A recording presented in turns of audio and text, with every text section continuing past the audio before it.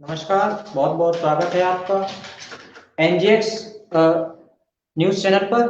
और आप देखना शुरू कर चुके हैं पर्यावरण दिवस पर आज विशेष कार्यक्रम। सबसे पहले आप सभी लोगों को न्यूज़ ऑफ जनरेशन एक्स दैनिक समाचार पत्र की ओर से विश्व पर्यावरण दिवस की हार्दिक शुभकामनाएं।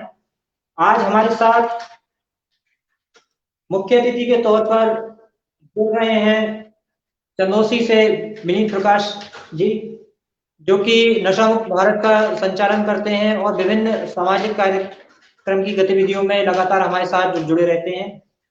वहीं दूसरी ओर हमारे साथ डॉक्टर साहब जुड़ रहे हैं, डॉक्टर विष्णु शर्मा एडवोकेट जी, जो कि स्टैंडिंग गवर्नमेंट काउंसिल के सदस्य हैं और जो है लगातार समाज सेवी गतिविधियों में अपना कार्य करते रहते हैं।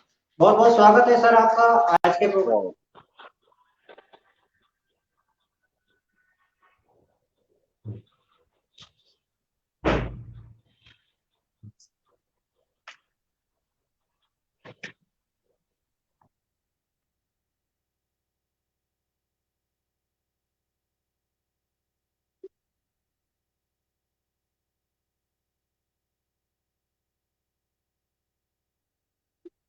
जी, अवश्य। जैसा कि सबको विदित है, आज विश्व पर्यावरण दिवस है, जो कि हम प्रत्येक वर्ष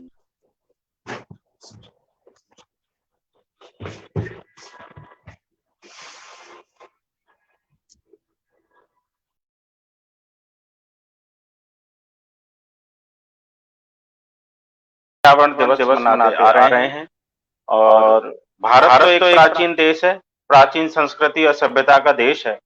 इसमें हमने हमारी संस्कृति ने वृक्षों को और यहाँ तक कि पर्यावरण को, वातावरण को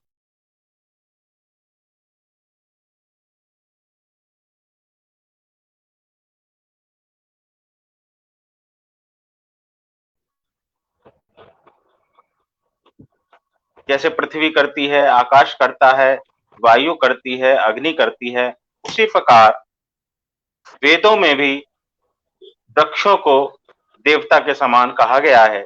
यहाँ तक कि भगवान कृष्ण ने गीता में स्वयं को पीपल का वृक्ष कहा है। और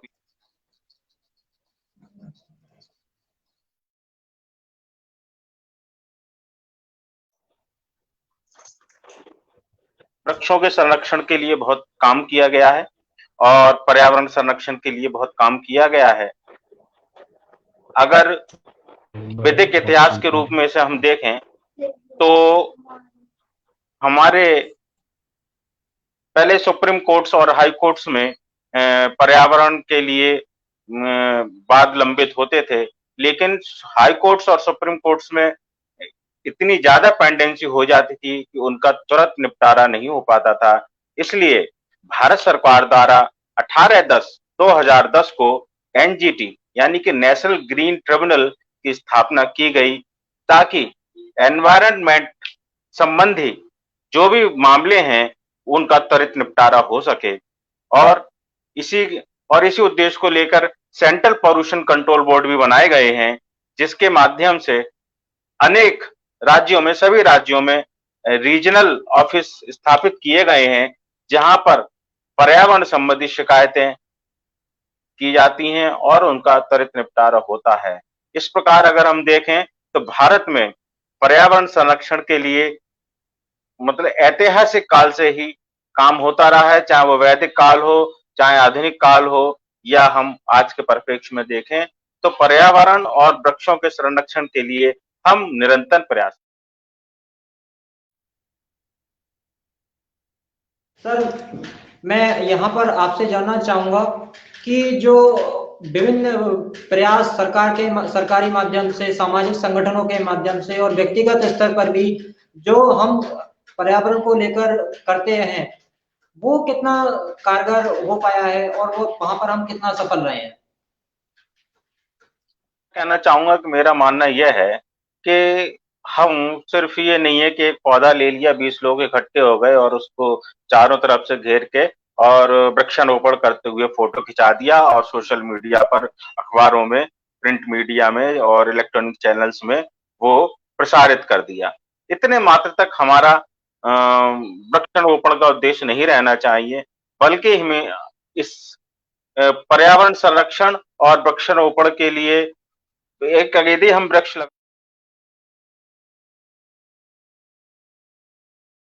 हमें ये भी आप चाहे एक वृक्ष ना लगाएं, आप जो वृक्ष पहले से लगे हुए हैं उनका संरक्षण कर लें, जो वृक्ष बड़े हो गए हैं उनका संरक्षण कर लें, यही काफी होगा।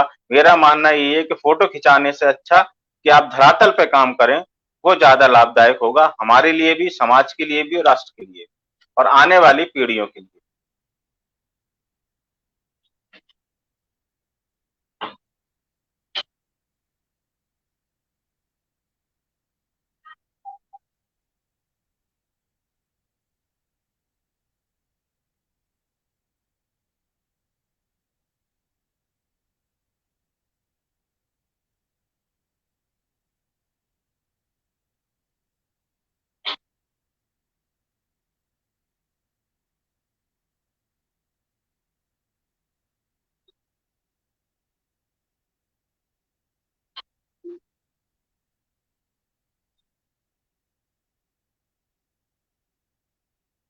जी।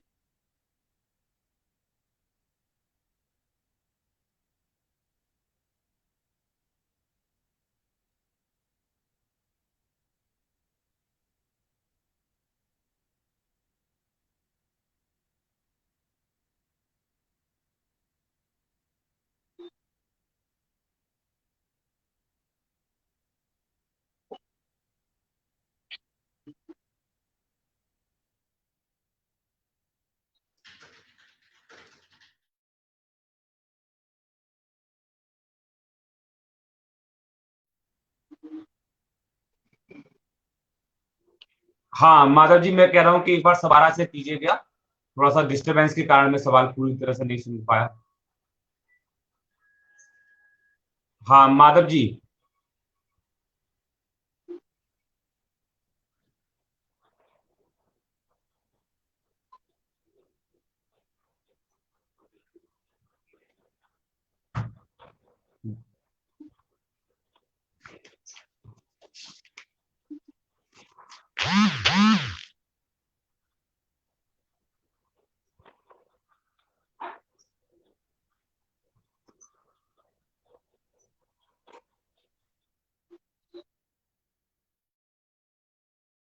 में मैं यह कहना चाहूंगा कि जो जैसा कि भाई का हम एक दिन पौधा दिन सो जाते हैं, पर्यावरण को नहीं देखते, पौधों को नहीं देखते, मैं भाई साहब की बात से पूर्णतः सहमत हूँ। इसके अलावा ये बात भी सत्य है कि एक पौधा लगा देने से पर्यावरण शुद्ध नहीं होता। हम अपने घर में भवन निर्माण करते हैं तो कहीं ना कहीं उस भवन निर्माण में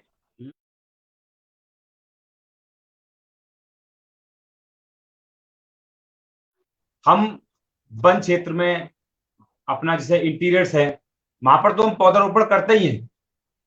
आज जो आवश्यकता है पौधारोपण की, वह शहरी जो है अपना क्षेत्र है वहां पर आवश्यकता है। हम शहर में जहां भी हमें इस तरह की एक्टिविटीज हम कर सकते हो, जहां हम शहर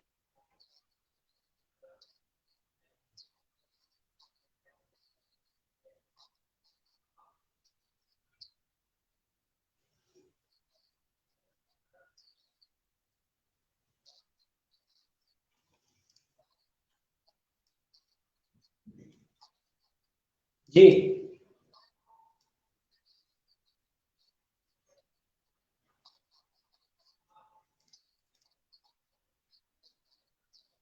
के लिए, पर्यावरण के लिए, तो उसमें यह है कि हम एक ही दिन कार्यक्रम ना करें, हम समय समय पर पौधारोपण कार्यक्रम करते रहें और जो पौधा जो छात्र या छात्रा लगाए, हम उस बच्चे को, छात्र को, छात्रा को उस पौधे की जिम्मेदारी दें कि आपकी जिम्मेदारी इस पौधे की है, आपने ये पौधा लगाया है, आप इस पौधे को संचित करोगे, आप इस पौधे को रोपित करोगे, आपके द्वारा ये पौधा बढ़ेगा।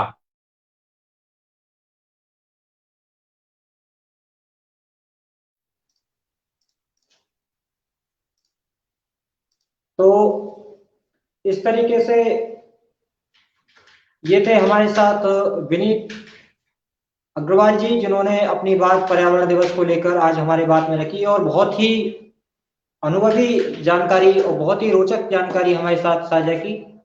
और डॉक्टर विष्णु शर्मा जी जिन्होंने हमारे साथ अपनी बात रखी, बहुत बहुत धन्यवाद आप दोनों का कि आप हमारे प्रोग्राम में आए और इस विशेष पर्यावरण दिवस के कार्यक्रम में आपने हमारे साथ समय साझा किया। एनजीएक्स न्यूज पर बने रहिए, खबरों का सिलसिला लगातार जारी है और देखते रहिए एनजीएक्स न्यूज। धन्यवाद।